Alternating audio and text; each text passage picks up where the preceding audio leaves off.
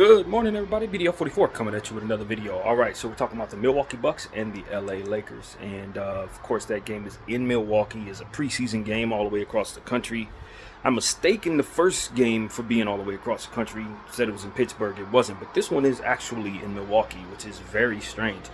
Ron tweeted out this morning, could somebody please tell me why we're playing one single preseason game in Milwaukee? And the answer is, I don't think so. I don't think anybody can do that.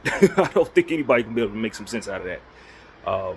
It's been some mixed reactions to his tweet, but, for me, I would just quickly say, Bron, maybe don't hit send on that one because what everybody's going through around the country and around the world right now, you're, going to be perceived as somebody who's not reading the room great. But I don't disagree with your sentiment. I think it's ridiculous as a basketball fan, and I'm sure as somebody who shares as many times around the sun as you do, I don't feel like flying to Milwaukee for a preseason game. I certainly don't. And I think it's just different vibes going on, of course, because his son's now on the team as well, so he has to consider that aspect, which is not a minor thing at all. It's like, man, it's the one thing when I got to do something, but it's another thing when I got to explain to my son why we got to do something, and that it's just a different vibe as well. And then the stupid rumors that are running around about him possibly being at Diddy parties, I'm sure doesn't hit positively either. So it's a lot of stuff going on with Bron that he probably has to not talk about. So this is one thing he can talk about. I think that might be a little bit of what's going on there. But nevertheless, we just, kindly tell LeBron, hey, man, while we agree with you on this channel, I agree with you. I probably would have told you not to hit send on that one, so that people don't say you're not reading the room very well, not considering people who are going through a lot. Obviously, in the East Coast, we're praying for everybody who's dealing with Milton down there in Florida. So, that kind of thing. It's probably not the time to hear you complaining for a lot of people, and I think that's the sentiment. So, it is what it is, man. We move forward. We look forward to this basketball game tonight because, of course, it's another opportunity to get some data, as we like to say. For our team.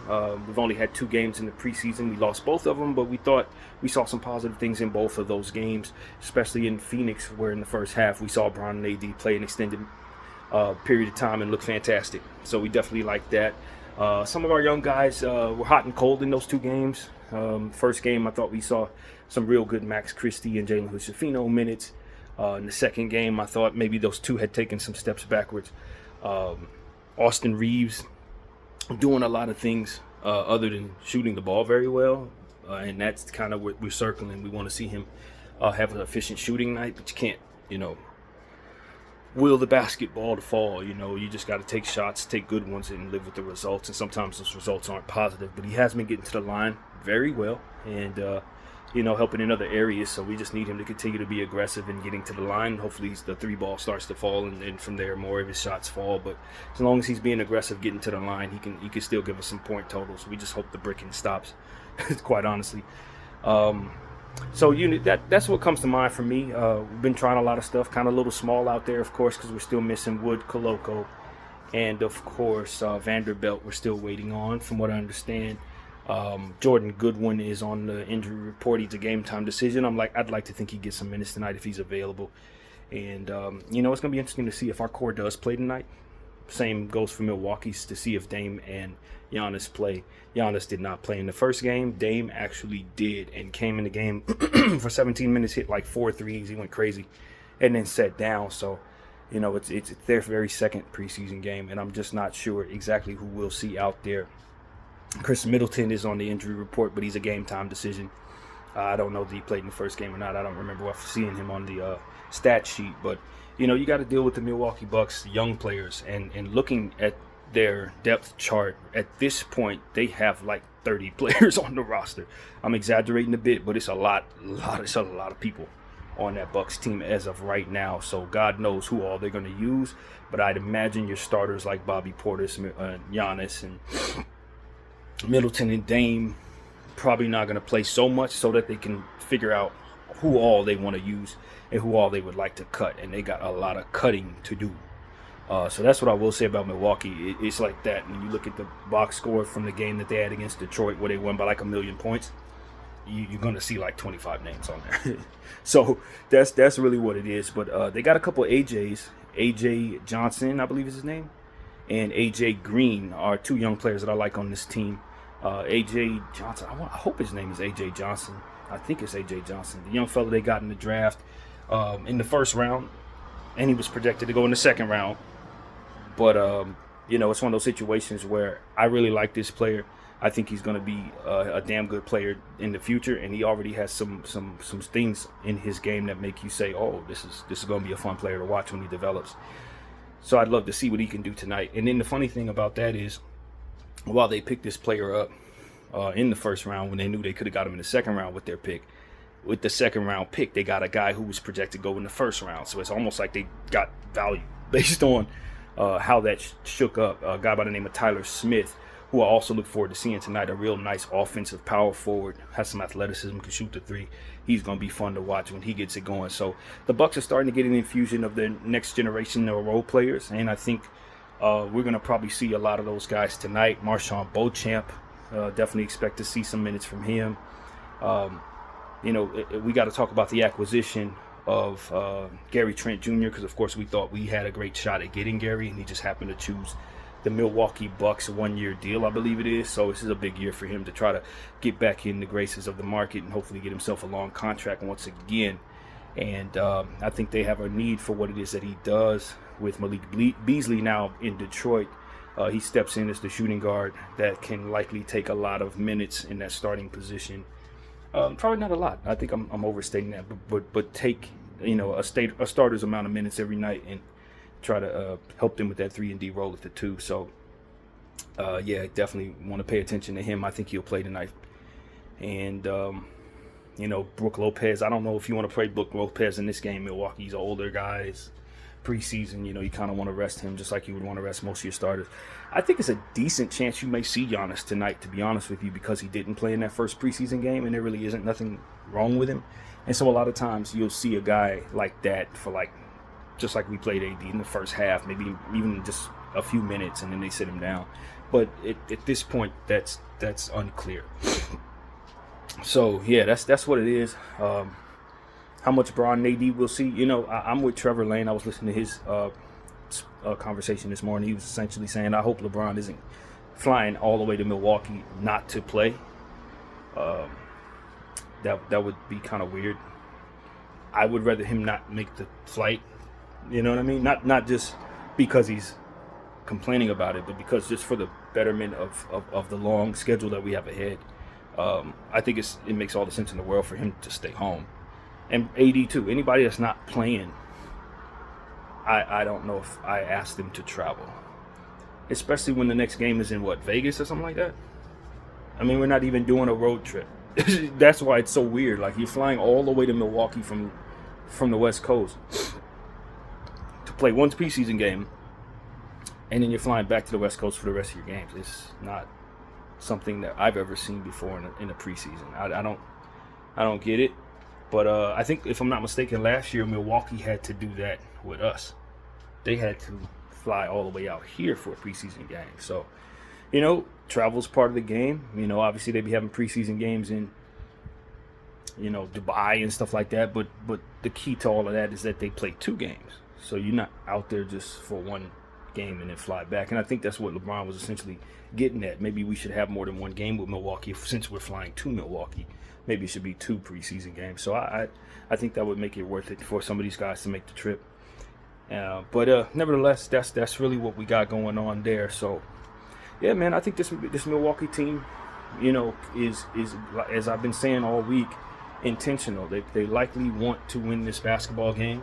I think if they're if they think like I would think in their situation, I would want to have a chip on my shoulder going into this season. Didn't like how the last season ended for them.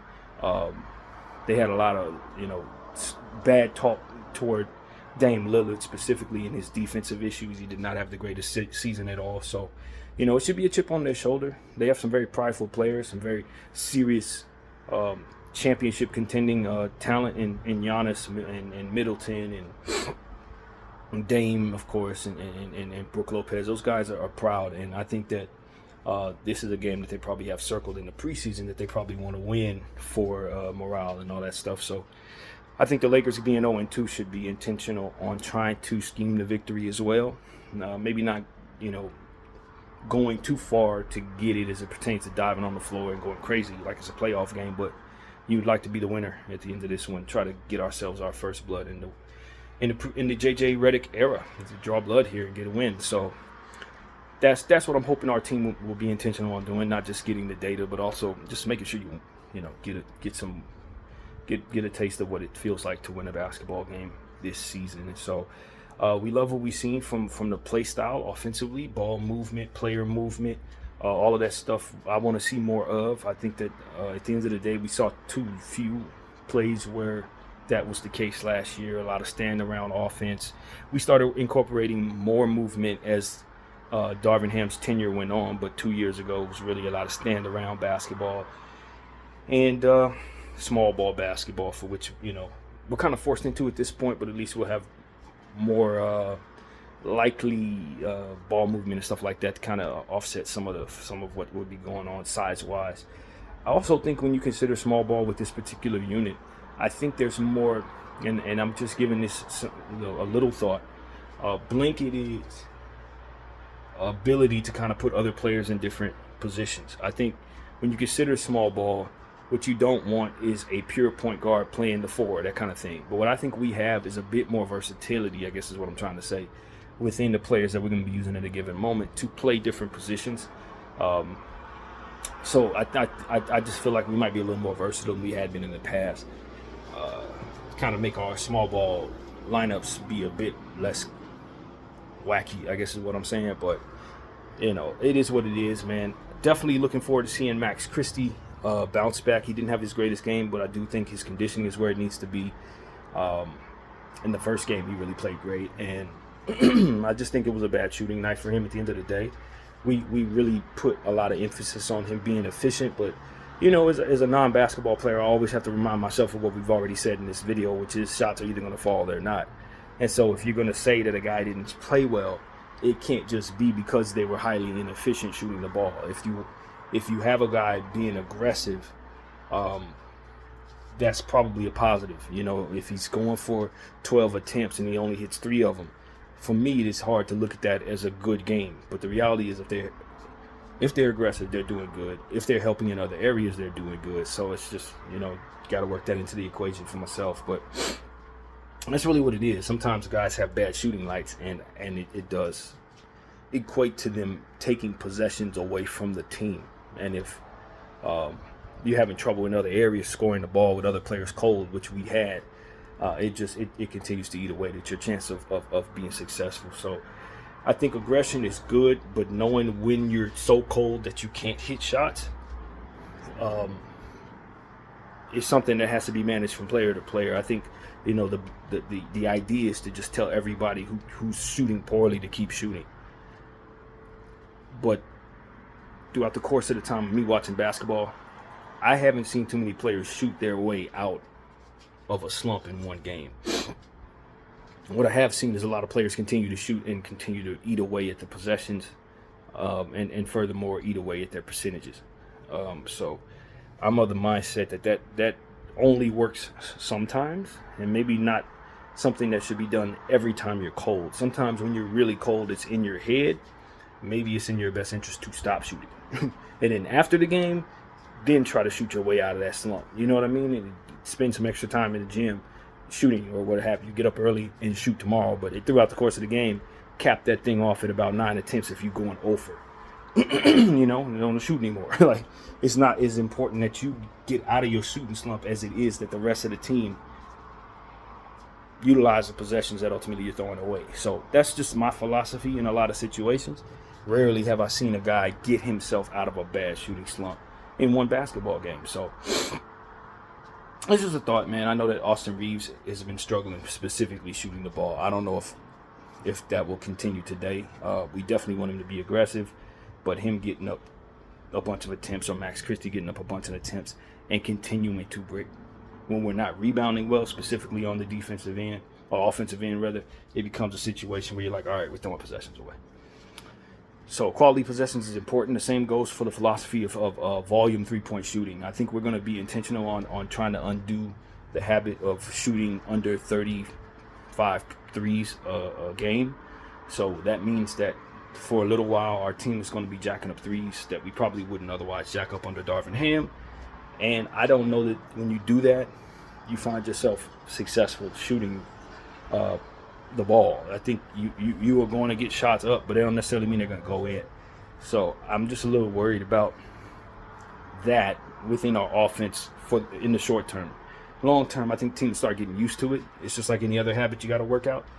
But I'd rather have the habit of being careful shooting threes than the habit of being able to just let it fly all game long and then live by the three, die by the three type thing comes into play, and then your team ultimately needs to scale it back. I think it's easier to shoot more and find your way out of that habit than it is to have a habit of overshooting and then trying to work your way into scaling shots back. So that's my concern. I just don't want the Lakers to develop the habit of being a over-launching three-point shooting team, as to which we'll tell them to scale it back, and then they have trouble doing that. I'm not looking forward to any type of overshooting, to be honest with you. But I do believe that we shoot too few by nature. Last year, shooting 35 a game, it wasn't as necessary as it was the year prior, because we really didn't have the shooting talent to shoot a lot. And I thought we were very intentional on respecting that. But as we've, over the last 2 years, gotten more shooters on this team, it just makes more sense that we would have more of a three-point shooting shot diet. And so I think we need to catch up to that. And I think that's what ultimately we're trying to do. But you really don't want to take that too far, especially since the team really is disciplined against taking bad threes. You do not want to start throwing possessions away and then get out of the habit of knowing how to be conservative.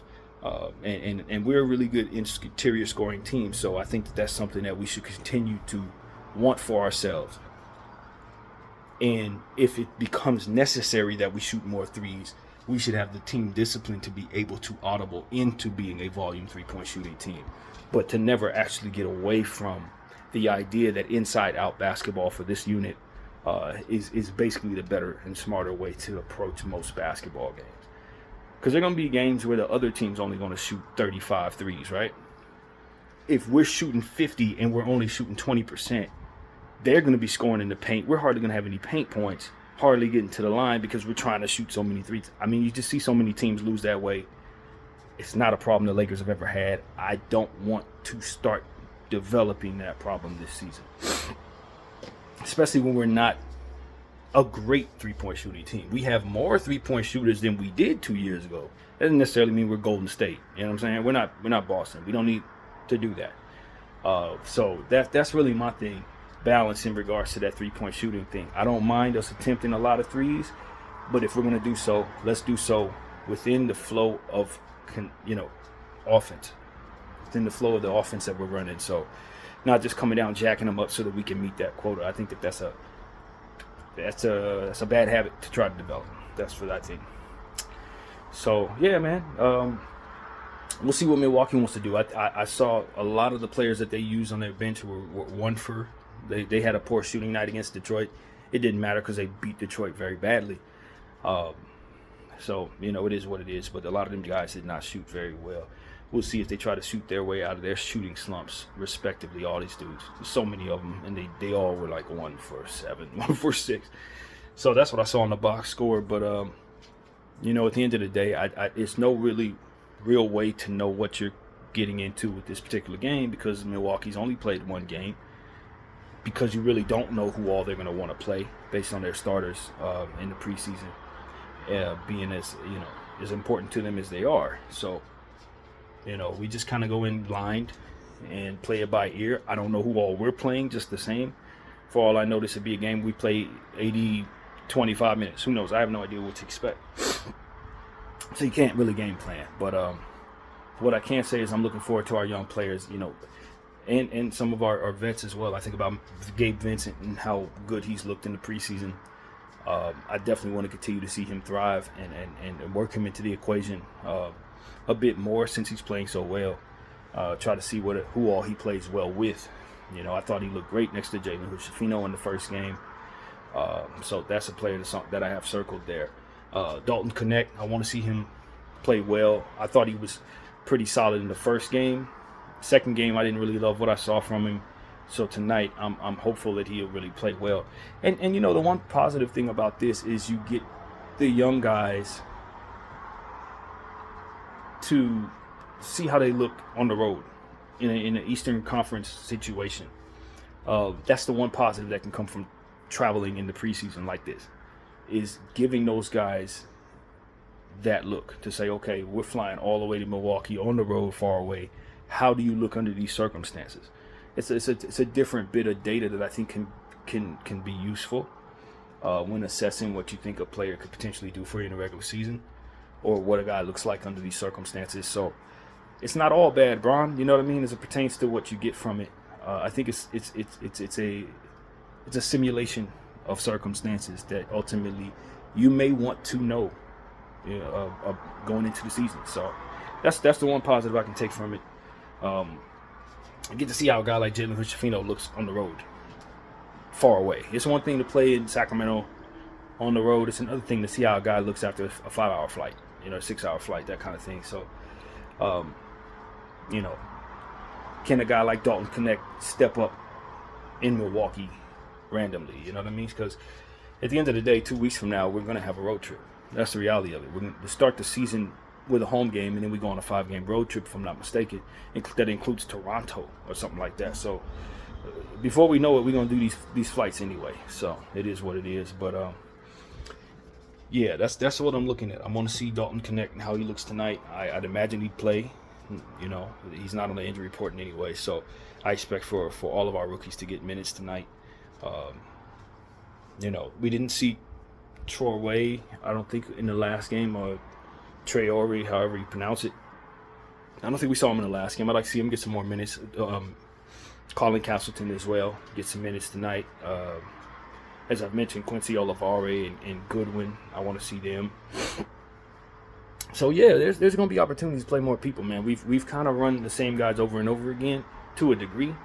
I'd like to see JJ kind of just give some, I'm not going to say a rest because we've been off for about 4 days, but just give some other guys some looks tonight and see how they look under circumstances. Simulate more circumstances to gain data on. So that's what I want to see.